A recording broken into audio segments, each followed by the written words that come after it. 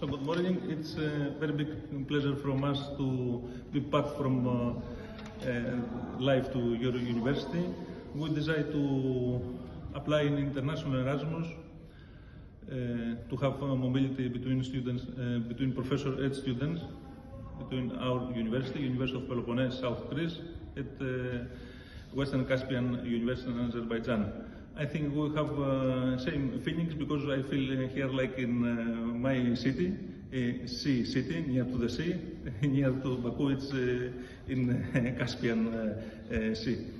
It's very important to change our experience. We work very in European project, and I think we'll have a possibility to participate in a new project, European project, to change our experience to Azerbaijan with Greece. We are small countries, and I think we have same interest to work together.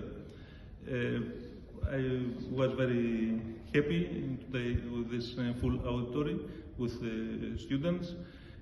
The main for my presentation was to students to think about this paradox, food waste shortages.